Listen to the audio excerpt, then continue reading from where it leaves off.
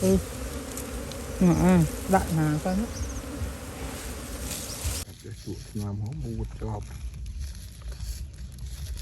thọ đi đổ gió phuất rồi nắng á hào mùng mùng chấm mà nắng á Chả mấy thầm tiệt chả mấy.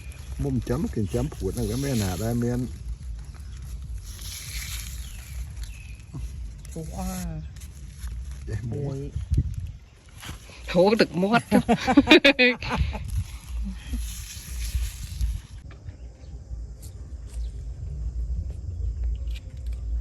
mười con chuột nam đây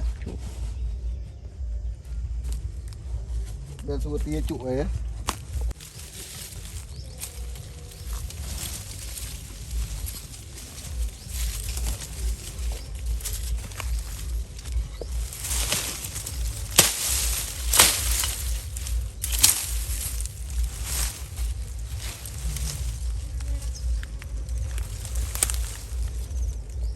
rồi miền này một con này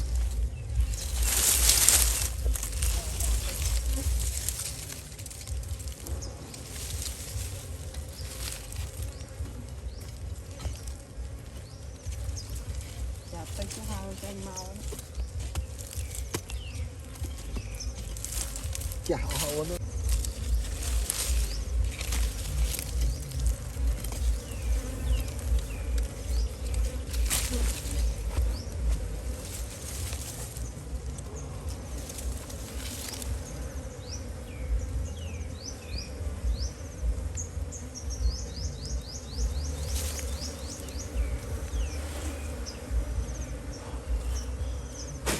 tức đang bị cảo luôn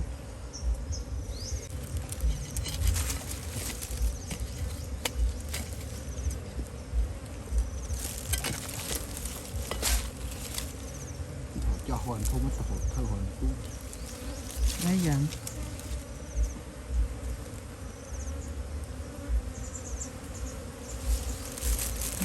Có hỏi. Có hỏi. ỏng khuẩn đang bị cảo thủ này mồm lu hơn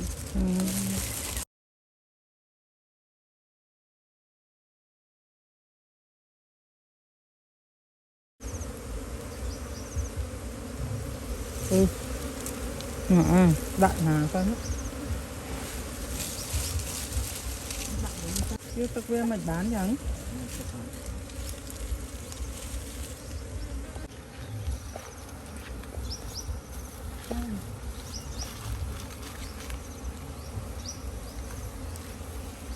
Hố thua mà.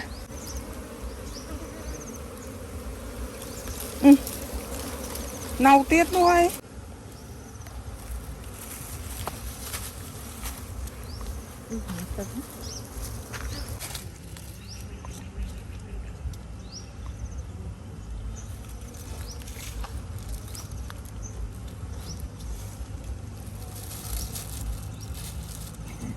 Ngon rồi. Ăn mom. Bọt chẳng phải dừng ăn lên tầm nuồng. Đậu bóp.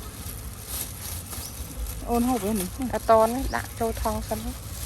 Ô thua nó đi. À con.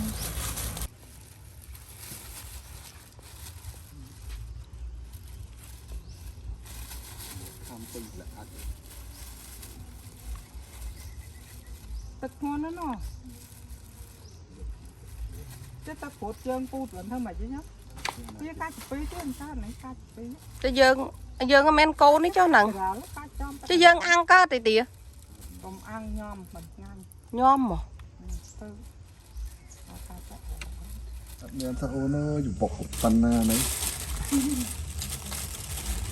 Đầy bếch nó. Hiện đầy.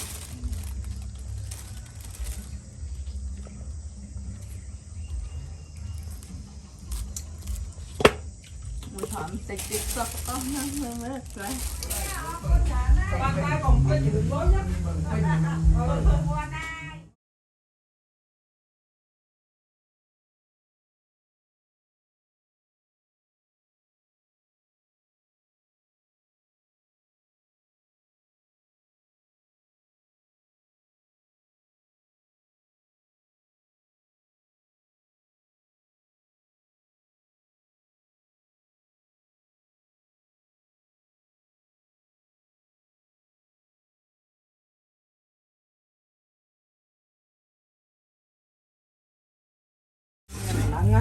Anh lúc ta khơi nha là một em hàng dần hết.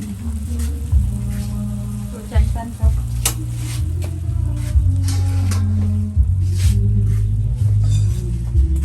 Dạ.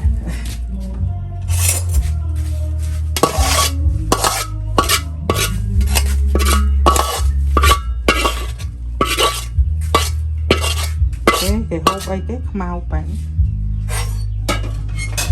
Tam bắt thầu lên bên năng đâm bay cũng ôi cũng muốn để cho con ngộ tè hả ta cưng liền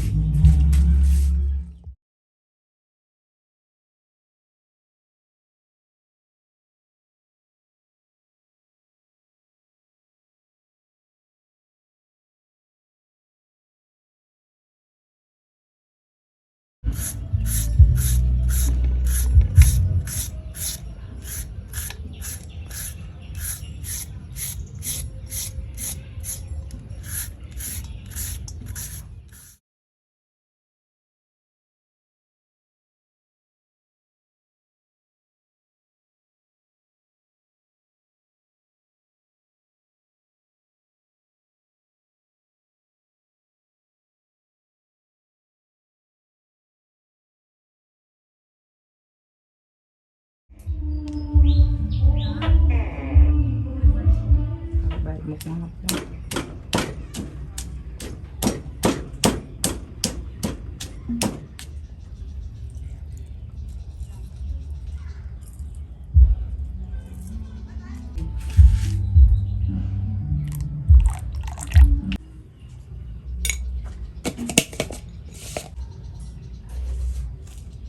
Vậy là em tới cho nó chưa.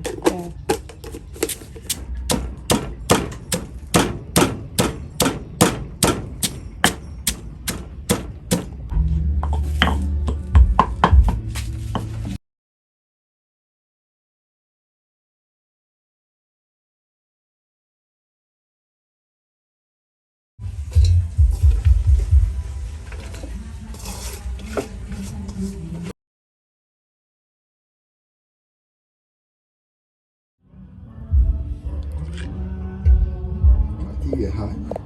Nhà to nó đặt chiều bắc.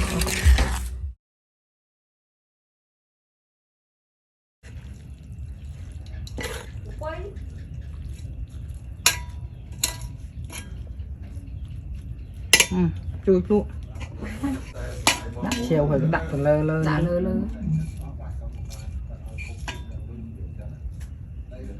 Nắng nó chết hết. Nắng á.